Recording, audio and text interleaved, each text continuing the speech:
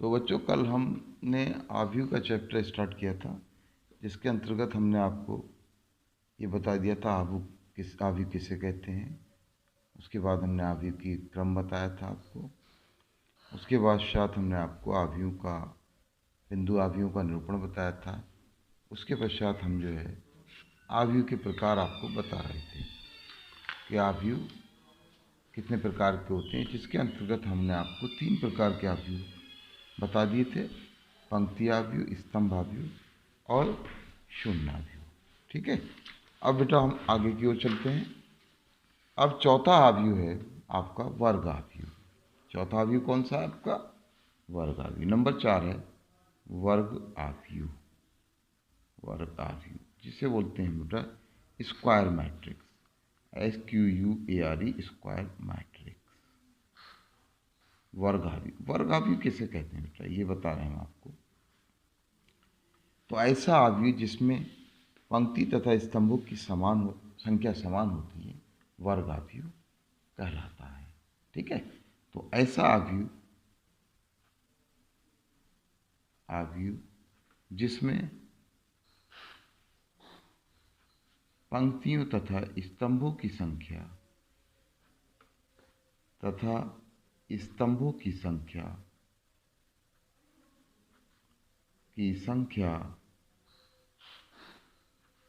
समान होती है वर्ग आव्यूह कहलाता है। वर्ग आव्यूह कहलाता है। जैसे बेटा उदाहरण से हम आपको समझा रहे हैं, जैसे कोई आव्यूह ये है आपका A1 A2 V1 V2। तो बेटा ये एक वर्ग आव्यूह है। इसमें देखिए 2 पंक्तियां हैं और 2 ही स्तंभ हैं। तो ऐसा आव्यूह क्या कहलाएगा? वर्ग आव्यूह, और इसका ऑर्डर होगा 2 × 2।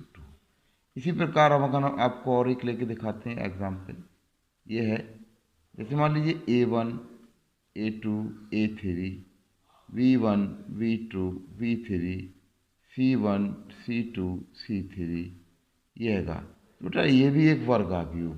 देखिए इसमें पंक्तियां 3 हो गई, 1 2 3, और स्तंभ भी कितने? 1 2 3। तो इसका ऑर्डर हो गया आपका 3 × 3। तो ऐसा आव्यूह क्या होता है बेटा? वर्ग आव्यूह कहते हैं इसे। ठीक है, जिसमें पंक्ति और स्तंभों की संख्या बेटा क्या होती है आपकी? समान होती है। ठीक, आया आपको समझ में? अब चलिए इसे ऐसे लिख दे रहे हैं 4। अब अगर 5th है आपका विकर्ण आव्यूह। तो उससे पहले हम आपको जरा नोट में बताते हैं। नोट में लिख लीजिए आपका, नोट में मुख्य विकर्ण क्या होता है? इससे पहले मुख्य विकर्ण जिसे इंग्लिश में बोलते हैं लीडिंग डायगोनल। ये क्या होता है बेटा? तो देखो विकर्ण कोई भी वर्ग होता है, उसमें आपने पीछे पढ़ा होगा 2 विकर्ण होते हैं, है ना? तो एक विकर्ण लेफ्ट से शुरू होकर राइट पर खत्म होता है, और एक विकर्ण राइट से शुरू होकर लेफ्ट पर खत्म होता है। ठीक है, तो जो विकर्ण लेफ्ट से शुरू होकर राइट में खत्म होता है, उसी विकर्ण को हम मुख्य विकर्ण या लीडिंग विकर्ण डायगोनल कहते हैं। जैसे हम आपको एक उदाहरण द्वारा इस टाइप से समझा रहे हैं। देखिए जैसे ये है आपका, ये कोई आव्यूह ले रहे हैं हम A1 A2 A3 B1 V2 V3। अच्छा यहाँ पे एक और ले लो, A4 भी ले सकते हैं, A4 B4। और इसी तरीके से ये C1 C2 C3 C4। इसी तरीके से एक और ले लें हम D1 D2 D3 और D4। ये 4:4 का आव्यूह है। इसके अंदर 4 आव्यूह और 4 पंक्ति। तो 4 पंक्ति इसमें और 4 स्तंभ हैं, यानी ये कौन सा आव्यूह हो गया बेटा? वर्ग आव्यूह। तो मुख्य विकर्ण हमेशा वर्ग आव्यूह में होगा। तो इसमें 2 विकर्ण होते हैं। देखिए एक विकर्ण बेटा आपको ये दिखाई दे रहा है, जो कि बाएं सिरे से शुरू होकर दाएं सिरे पे ख़त्म हो रहा है। ये वाला है ये विकर्ण आपका। तो ये विकर्ण कहलाता है हमेशा मुख्य विकर्ण। इस विकर्ण को क्या नाम देते हैं हम? मुख्य विकर्ण। ये कहलाता है आपका मुख्य विकर्ण। ठीक है। और एक विकर्ण ये भी बन सकता है, ये वाला, जो कि दाएं सिरे से बाएं सिरे की ओर आता है। ठीक। तो विकर्ण दो होते हैं इसमें। तो जो विकर्ण बाएं सिरे से प्रारंभ होकर, यानी लेफ्ट से प्रारंभ होकर राइट पे खत्म होता है, इसी को हम मुख्य विकर्ण कहते हैं। तो मुख्य विकर्ण समझ में आ गया बेटा? ठीक, क्लियर? तो हम लिख देते हैं इसमें मुख्य विकर्ण में, इसकी थ्योरी में। ठीक है, कि किसी वर्ग आव्यूह में बाएं सिरे से प्रारंभ होकर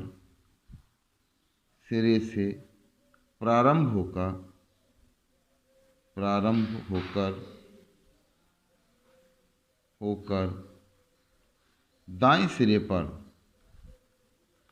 पर समाप्त होने वाले विकर्ण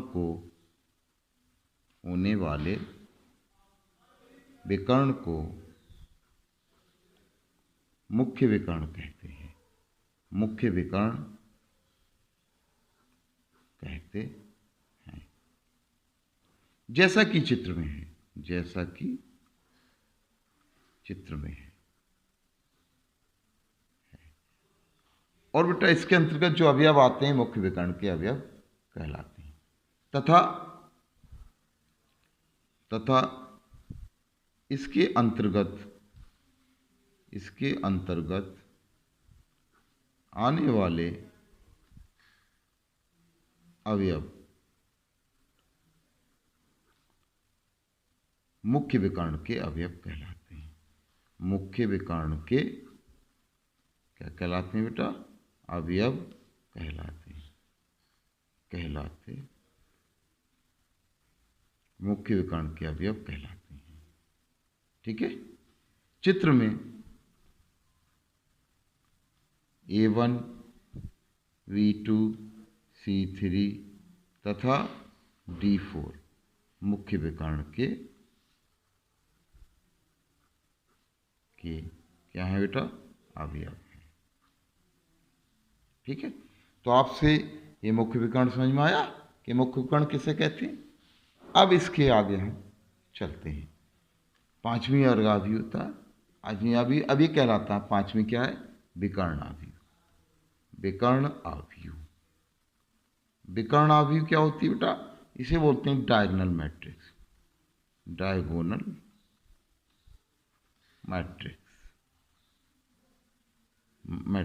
मैट्रिक्स लिख देते हैं, डायगोनल मैट्रिक्स। ये डायगोनल मैट्रिक्स होती क्या है देखिए। तो वह वर्ग आव्यूह, ये भी एक तरीके का वर्ग आव्यूह, जिसमें मुख्य विकर्ण के अवयवों को छोड़कर शेष सभी अवयव शून्य हों, क्या कहलाती? विकर्ण आव्यूह कहलाती। ठीक है। तो वह वर्ग आव्यूह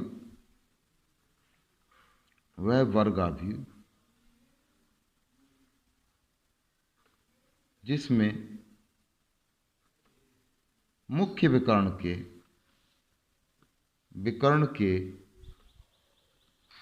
अवयवों को छोड़कर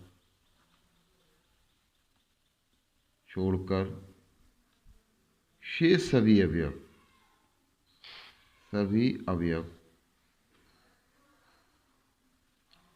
शून्य हो, विकर्ण आव्यूह कहलाती है। विकर्ण आव्यूह कहलाती है। ठीक है बेटा। जैसे हम एक उदाहरण दे रहे हैं, इधर दे देते हैं छोटा सा। जैसे कोई आव्यूह है ये ए। ठीक है। तो कोई भी उदाहरण ले लो। जैसे ये हैगा A1 0 0 0 V1 0 0 0 C1। तो आपको ये दिख रहा है बेटा 3:3 का है। देखो मुख्य विकर्ण का ये है, इसका कोई भी अवयव शून्य नहीं है। यह है क्लियर? कोई भी अवयव शून्य नहीं है। तो बाकी शेष सभी अवयव क्या है? शून्य। तो ये क्या कहलाएगा? आपका विकर्ण अवयव कहलाएगा।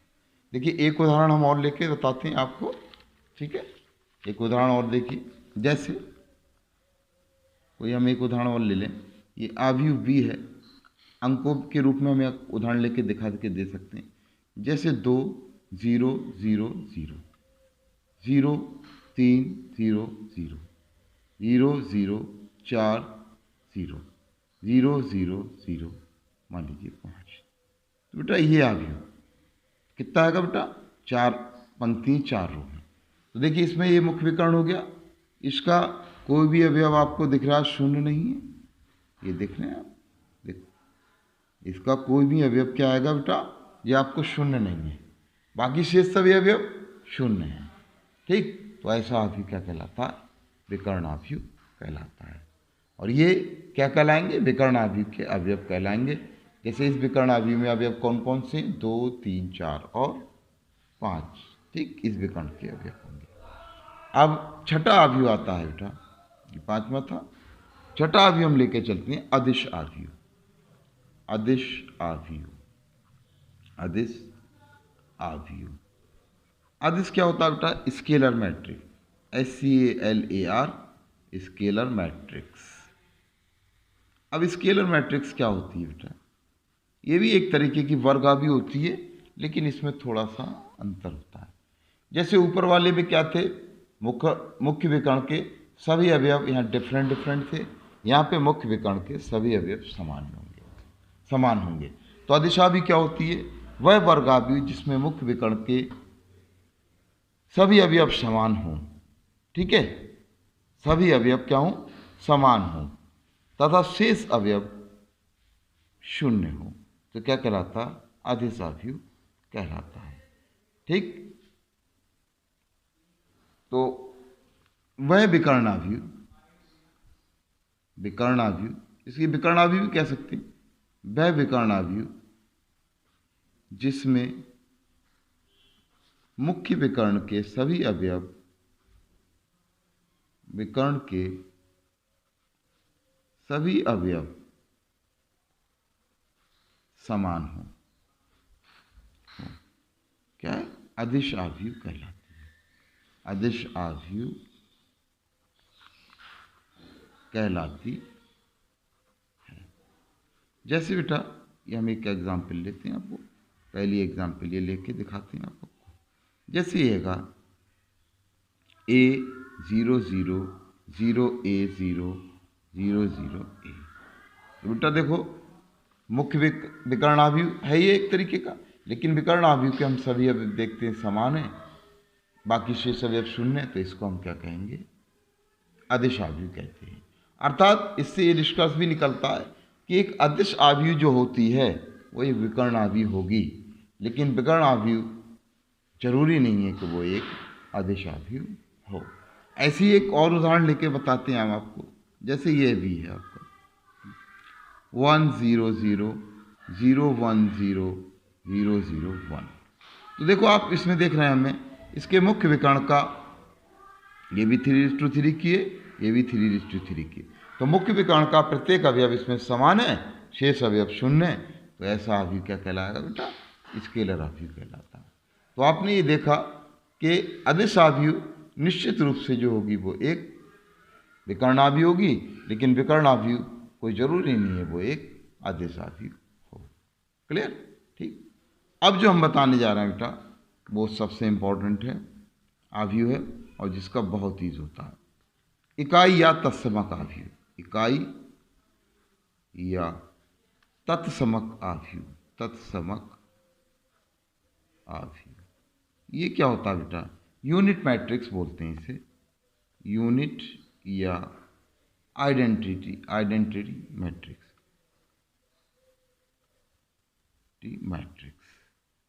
मैट्रिक्स ये बोलते हैं।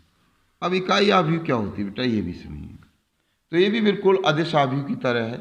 फर्क क्या होता है? अदिश अवयव में सभी अवयव समान होते हैं, वो अवयव कुछ भी हो सकता है, लेकिन इकाई अवयव में जो है सभी अवयव बन होते हैं। तो वह वर्ग अवयव जिसके मुख्य विकर्ण का प्रत्येक अवयव क्या है? एक हो तथा शेष अवयव शून्य हो, आदेश आव्यूह या इकाई आव्यूह या तत्समक आव्यूह कहलाता है। क्लियर? तो वह वर्गाव्यूह, ये भी वर्गाव्यूह होती है, वह वर्गाव्यूह जिसके मुख्य विकर्ण का प्रत्येक अवयव इकाई हो, एक या इकाई भी लिख सकते हैं, एक हो तथा शेष अवयव शून्य हो, तथा शेष अवयव शून्य हो, इकाई आव्यूह कहलाता है। क्या कहलाता है बेटा? इकाई आव्यूह कहलाता है। इकाई आव्यूह को, और आव्यूह को तो नहीं, लेकिन इकाई आव्यूह को हम, इकाई आव्यूह को हम आई से, ये कैपिटल आई होता, आई से प्रदर्शित करते हैं। ठीक है बेटा? अब जैसे कैसे करते हैं ये देखें। जैसे हम आपको एक दो एग्जाम्पल निकाल के दें। जैसे आई है, अगर ये आव्यूह है, जैसे हम ऐसे लेते हैं, देखिए 1 0 0 1, तो ये 2:2 की है इकाई आव्यूह, 2:2 की, दो पंक्ति दो स्तंभ, और देखिए इसका मुख्य विकर्ण के दोनों अवयव 1 1 है, बाकी तो इसे आई, इसको हम कहीं ऐसे भी लिख सकते हैं I2 × 2, तो इसका मतलब होता है I2 × 2 का 2:2 की इकाई आव्यूह। ऐसे ही अगर कहीं हमें ये ज्ञात करना है I3:3 की, तो ये इकाई आव्यूह इस टाइप की होगी बेटा 1 0 0 0 1 0 0 0 1, तो ये I3:3 की इकाई आव्यूह है। बहुत यूज़ होगा इसका क्वेश्चनों में। तो इकाई आव्यूह आपके समझ में आ गया बेटा कि इकाई आव्यूह क्या होती है। तो इसमें मुख्य विकर्ण का, अब देखिए आप, इसमें मुख्य विकर्ण है, प्रत्येक अवयव क्या आएगा बेटा? 1 है, ये देखो 1 है इसका, और शेष अवयव 0, तो ये क्या कहलाएगा? देख लो क्या कहलाएगा? इकाई आव्यूह। ऐसी देखिए इसमें 2:2 का भी है, इसमें 2:2 में ये मुख्य विकर्ण का प्रत्येक अवयव 1 1 है, बाकी 0, तो इसे हम क्या कहते हैं बेटा? इकाई आव्यूह कहते हैं।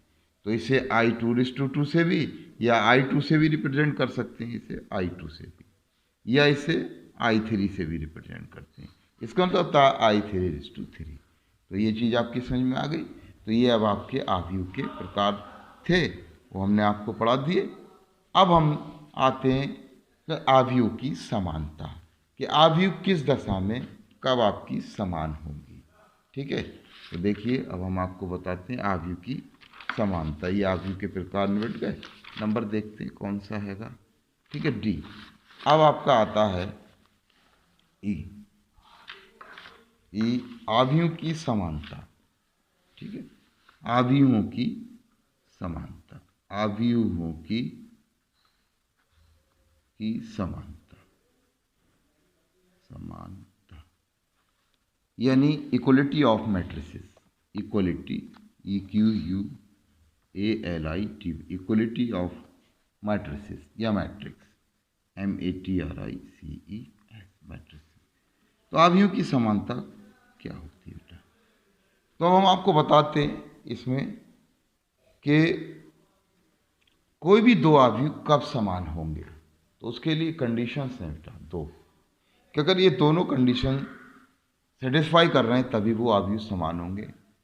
अर्थात जैसे अगर दो आव्यूह दिए हैं, अगर उनकी कोटि समान है तब वो दो आव्यूह समान होंगे, और उन दोनों आव्यूह के अगर संगत अवयव समान हैं तभी इन दो कंडीशनों में, अगर ये दोनों कंडीशन सेटिस्फाई हो रही हैं तो आव्यूह आपकी समान होंगी।